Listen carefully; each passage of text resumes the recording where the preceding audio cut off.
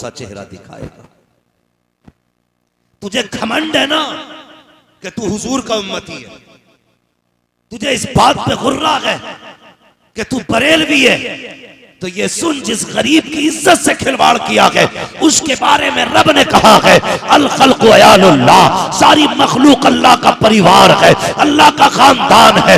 मेरे भाई को कोई तकलीफ दे मैं गवारा नहीं करता, तेरे बेटे को कोई गलत कह दे तुझे बर्दाश्त नहीं है, तेरे बाप के खिलाफ कोई बोल दे तू गवारा नहीं कर सकता। तुझे इतना परिवार प्यारा है तो बता खुदा को परिवार कितना प्यारा होगा।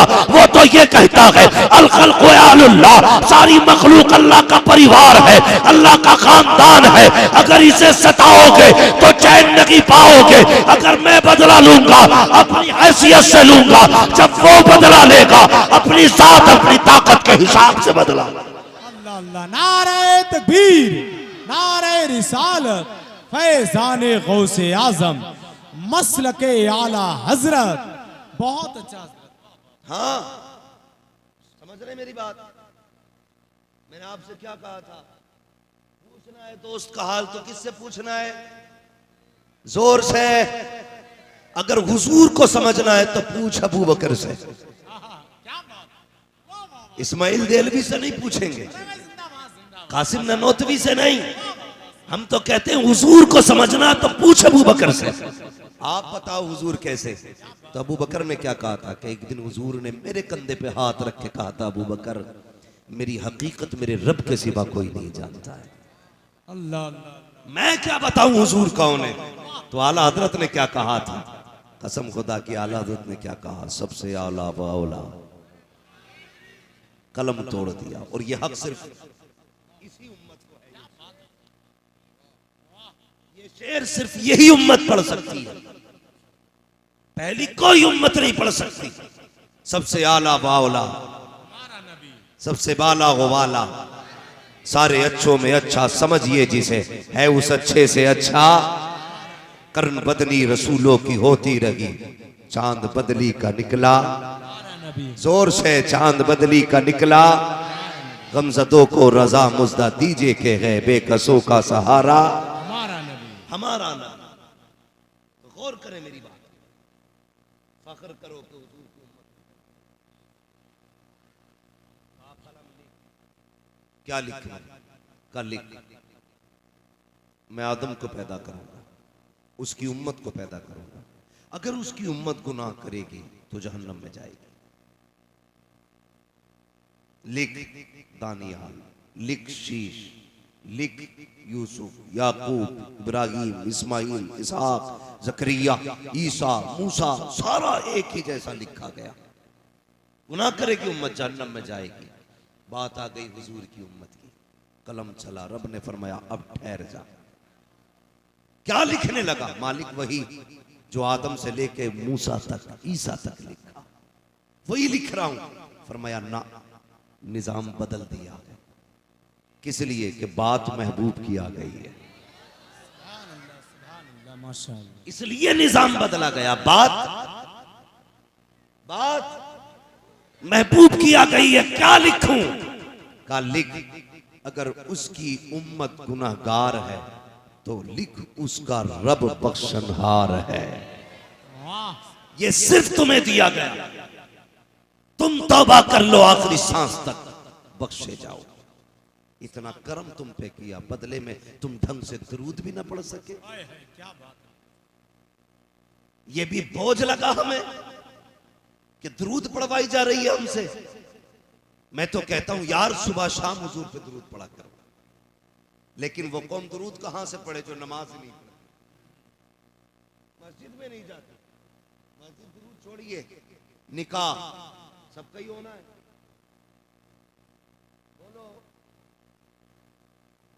बोलो इंशाअल्लाह। अगर जिंदा रहे तो होना है ना। हमारी कौम इतनी अच्छी है, इसे कलमा पढ़ाते हैं ना इमाम साहब से, आपने भी कई कैसे ऐसे तजर्बे किए होंगे, तो बिलाल साहब आपने भी और आपने भी। जब कलमा पढ़ाओ ना तो पहला कलमे में अटक जा दूल्हा हैं, और जूता देखना आप उसके 8000 का, कोट देखना 12,000 का जी। चेहरा ऐसे कि जैसा लगता है कि कोई पुतला चल रहा है, मुंह ही नहीं दिखता। वो कलमा पढ़ाने बैठ जा तो एक तो कह रहा है इल्लिल्लाह। ये हमारी कौम के हालात है। और 4 गधे करवट में बैठते हैं, 4 गधे। वो कहते पढ़ तो दिया सही से, उल्टा इमाम को डांट रहे, पढ़ तो दिया सही से। इमाम कहता कहो बेटे युहयी, तो युहयी में अटक गया। ये बड़ी बात है, हुई हुई कर जा। तो मसला मजबूरी है। चौथा कलमे में जब आगे ही नहीं बढ़ पा रहे, अब पूरा असर का टाइम निकाल दिया। हाँ, तो ये हमारी कौम के हालात है। मैं यहां से फारिग होकर एक जगह नमाज पढ़ाने गया, सुने तो मैं नाम नहीं बताऊंगा उस जगह का, वरना लोग नाराज हो जाएंगे। सोशल मीडिया का दौर है कि हमारी बुराई कर दी मौलवी ने। मैं सच्चाई बता रहा हूं। मैं इमाम था, 2 सगे भाई नमाज पढ़ने आए, मुझसे बोले जरा नियत बता दो। मैंने सोची यार चलो कोई बात नहीं, शुक्राने की नमाज है, नफल नमाज है, ना की होगी नियत, पता कुछ नहीं सोच रहा होगा। मैंने उसको नियत बता दी। मैंने पूछा कितनी पड़ेगा, का 2 रकात। अब भाई जब 2 रकात की नियत बांधी तो फिर उसे यही पता नहीं 2 होती कब है। सजदे पे सजदा, सजदे पे सजदा, सजदे पे सजदा, 2 रकात में भाई खड़ा होता था, फिर सजदे में, फिर खड़ा होता, फिर सजदे में। मैं तो देख रहा था, लेकिन जो बारात वाले थे वो कहने लगे कितनी और रह गई, कितनी और रह गई। तो मैं क्या बताता, मैं भैया मैं उनका मुंह देख रहा था। तो जब उन्हें आवाज आई ना कोई पूछ रहा कितनी और रह गई, तो एक सजदे में से कह रहा ना आपका ही सलाम कर लेंगे। ये मैं अपना बता रहा हूं मुशाहिदा, जो मेरे साथ हुआ है, मेरे सामने की बात है। जो कौम डीजे बाजे पे 10-10 हजार की कट्टियां लौटाते, उस कौम को 2 रकात का सलीका नहीं आता। जो कौम कोट पैंट के लिए अपने इस्लाम से बगावत कर जाए, उस कौम को कलमा तक नहीं आता।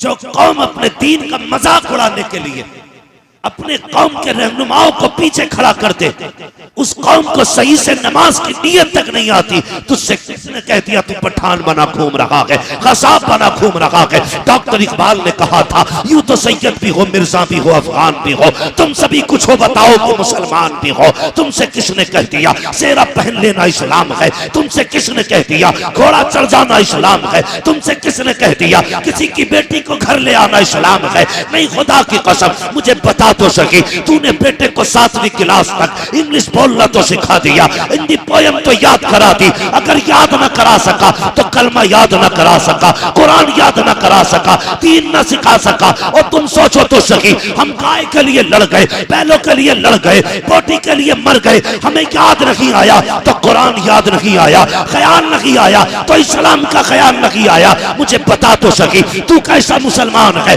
कल के मुसलमान थे हजरत फातिमा ज़हरा की प्यारी शहजादी सैयदा ज़ैनब रज़ी अल्लाह तआला अन्हा 7 साल की उम्र में सबसे पहले हाफिज़ कुरान बनी है। सबसे पहले जिसने कूफे में बैठ करके तफसीर बयान की थी उसी को अली की शहजादी कहा जाता है। तेरी बेटी को 18 साल में कुरान नहीं आया, उनकी 7 साल की बेटी ने कुरान सीने में बताया और ऐलान किया था यही आरज़ू तालीम कुरान हो जाए, हर एक परचम से ऊंचा परचम इस्लाम हो जाए। नारे तकबीर, नारे रिसालत, मसलके आला हजरत। सोचो जरा, सुनो, बहुत अच्छा हजरत। हाँ, हम मौलवी तकिया नूर से पुरानी सोच वाला, शुक्र है अल्लाह का, शुक्र है। हमें भले ही इंग्लिश बोलनी और इंग्लिश फेंकनी नहीं आती, हमें रब का कुरान आता है। हाँ, हमें फख्र है, हमें कुरान आता है। भले ही हमारी दोस्ती नेताओं चोरों डकैतों से नहीं है, हमें फख्र है अपनी रिश्तों पर। हमारी दोस्ती बरेली के अहमद रजा से है। हमें इस रिश्ते पे नाज है कि हमने अख्तर रजा ताजुश शरिया की जूतियां उठाई हैं। लोग स्टिकर लगा के कहते हैं, बिल्ले लगा के कहते हैं, होर्डिंगे झंडे लगा के कहते हैं कि ये निशानी बचा लेगी।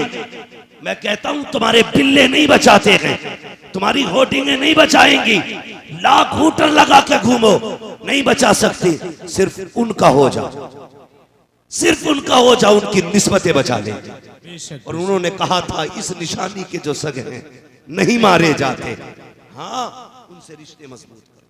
तो हमारी कौम किधर जा रही है? कोई मसला नहीं, दुरूद कह दिया तो बोझ हो गया। सोचो सोचो, जरा सोचो, खुद गौर करो। हमें कोई बंदा ऐसा है जो मुझे हाथ उठा के ये बता दे मुझे 10 दुरूदे याद हैं? खुद सोचे, गौर करें इस बात। 1 साल से लेकर के 70 साल तक कोई बंदा नहीं कह सकता मुझे 10 दुरूदे याद है। और अब अगर अभी पूछवा लूं ना किसके बच्चों को 10 इंग्लिश पोयम आती है तो 50% लोग हाथ उठाते हैं। एक पोयम की बात करूं तो 90% लोग कह देंगे हमारे बच्चे को इंग्लिश पोयम आती है। खुद बता यार, मैं तालीम का मुखालिफ नहीं हूं, मैं तालीम का मुखालिफ नहीं हूं, लेकिन मुखालिफत इस चीज की है कि तुमने सब कुछ सीखा, कुरान क्यों नहीं सीखा? अपना दीन क्यों नहीं सीखा? बुरा ना मानना, कभी जनाजों में जाओ ना तो 50% लोगों के सर पे टोपी नहीं, रुमाल रखा होता है। जाटव है तू, यादव है तू, जबरदस्ती लाया गया जनाजे में तुझे, सीखे तू क्या है? क्यों नंगे सर आ गया? नहीं है? तूने हुजूर का कलमा नहीं पढ़ा? तुझसे टोपी खरीदने की तुझे तौफीक नहीं हुई? रुमाल डाले चले आते मस्जिद, नमाज जनाजा में लोग। शर्म आनी चाहिए हमारी कौम को, शर्म। हमने सोचा दीन कोई असल नहीं है, दीन कोई असल नहीं है। याद रखना, दीन ही असल है। हजरत उमर ने बड़ी प्यारी बात कही। हजरत उमर ने कहा था जब तक ये कौम बिजनेस करेगी उस वक्त तक ये कौम आगे बढ़ेगी। बिजनेस, लेकिन बिजनेस में भी चोरी। तराजू लिए बैठा तो 900 ग्राम तोल रहा, मीटर लिए बैठा तो 7-10 सेंटीमीटर कम तो नाप रहा। हर जगह डकैती है, कम तोलने के नाम पे, कम नापने के नाम पे। अगर कहीं पे वकालत है तो घट बढ़त बोलने के नाम पे। अगर दिखावे की चीज है तो इतनी लाइटें लगा दी है, अंधा करके लोगों को बेच रहे। कम कोई नहीं है। लोग कहते हैं साहब ग्राहकों को काट रहा है, ग्राहक भी कम नहीं है। ज्यादा दुकानें जहां देखते हैं वहां जाते हैं, उससे पूछते हैं तू क्या रेट दे रहा? वो कहता 75 को।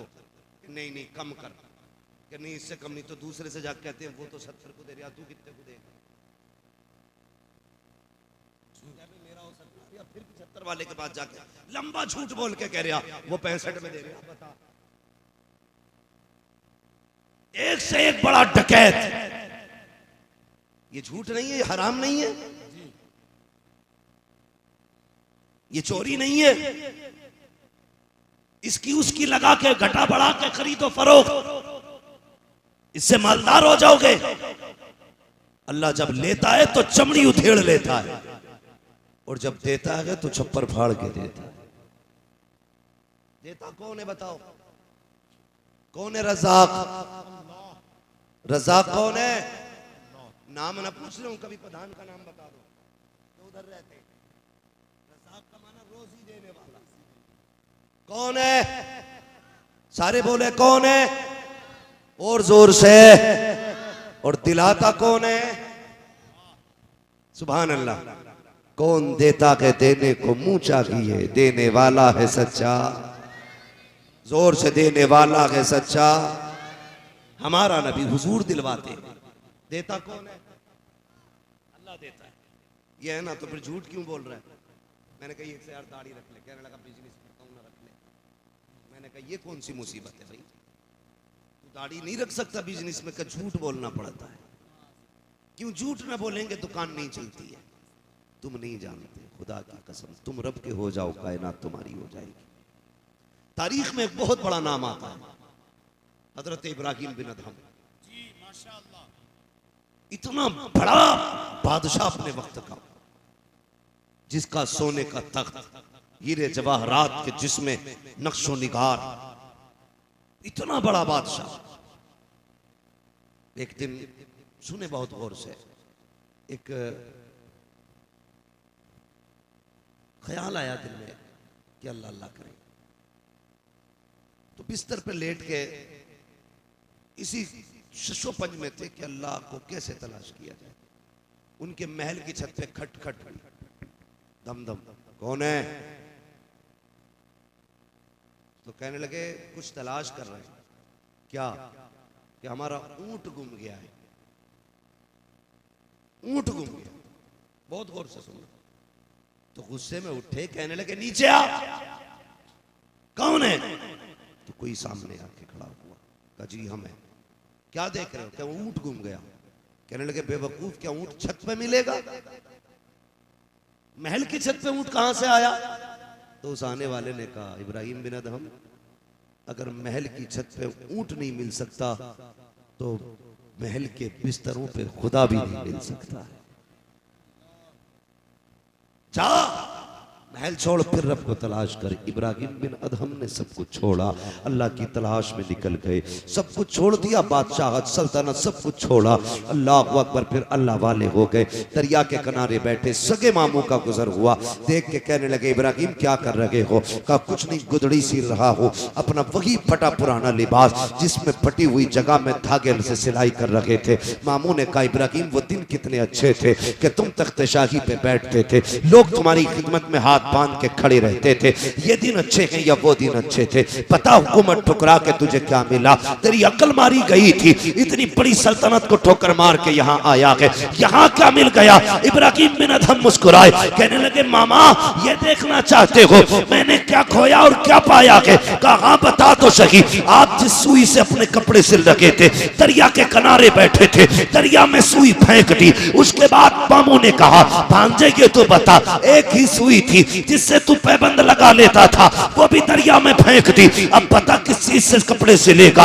एक सुई थी, उससे भी हाथ धो लिए। मैंने पहले कहा था ये बादशाह छोड़ के तुझे क्या मिला? मुस्कुरा के मामू की तरफ देखा, का देखना चाहते हो मैंने क्या खोया क्या पाया है? का बता तो सकी। आपने दरिया की तरफ देखा, आवाज दे के कहा था मछलियों जरा सुई बाहर लेकर के आओ। जैसे इतना कहा था तो जितनी मछलियां तालाब में थी सारी किनारे पे आ गई और हर मछली के मुंह में एक सोने की सुई मौजूद थी। देख के कहते हैं मामू ये देखो, आपने मछलियों से कहा ये मेरी सुई नहीं है, वो ला के दो जो मेरी है। वापस गई, एक मछली सुई लाई जिसके अंदर धागा भी था, आपने हाथ से लिया। लेने के बाद मामू से कहा मैंने इतना पाया इतना खोया, कब मैं समझा नहीं। कहते हैं बाबा जब तक मैं तख्त पे बैठा था तो जमीन वालों पे हुकूमत चलती थी, जब से तख्त छोड़ा है मैं खुदा का हो गया हूँ, सारी कायनात मेरे दामन से वाबस्ता हो। जिंदाबाद जिंदाबाद, सुभान अल्लाह। जब तक बिके न थे तो कोई पूछता न था, तुमने खरीद कर हमें अनमोल कर दिया। वाह वाह, सुभान अल्लाह।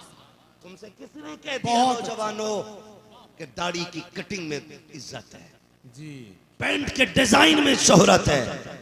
खुदा की कसम अगर ये इज्जत और शोहरत का मैयार होता तो नबी का बिलाल कभी इज्जत न पाता। खुद सोचो, इज्जत हुजूर के कदमों में मिलती है, सिर्फ हुजूर के कदमों में। और हमारी कौम, आज ये दिन देखना था हमारी कौम को। अल्लाह अकबर, गलत नहीं कह रहा हूं। हमारी कौम का 18 साल का जवान इंग्लिश का अखबार फर पढ़ता चला जाता है और कुरान की एक आयत उठा के देखो तो 70 हिज्जे करता। और हिज्जे भी अल्लाह खैर करे,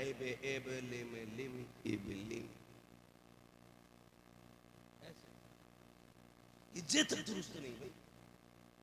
एक ही किताब तो अल्लाह ने दी थी, वो पढ़ी तुमने?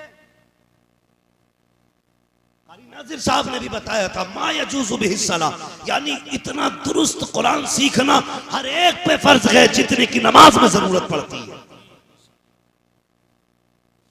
आता है नहीं? अब तो हमें दीन नेट सिखाएगा, हमें शरीयत इंटरनेट सिखाएगा। अगर इंटरनेट से दीन आ जाता तो उलमा की जरूरत नहीं थी। सुनो कान खोल के मैं बताने लगा, इंटरनेट और किताबों में कोई फर्क नहीं, मगर याद रखिए इल्म किताबों से नहीं आता, इल्म उस्ताद से आता है। इल्म जोर से इल्म बहुत अच्छी उस्ताद से आता है, वरना तमाम उलूम उर्दू हिंदी में मौजूद है। फिर भी मदरसा जाना जरूरी है। बिना उस्ताद के इल्म नहीं आता, वरना हर कोई आलिम होता। ऐसे भी कुछ लोग हैं जिनके पास फिका की चंद किताबें होती हैं, वो उन्हीं उर्दू पढ़ के सीख के एक तो मसला याद होता, मसला इमाम से कहते हैं बताओ इमाम साहब,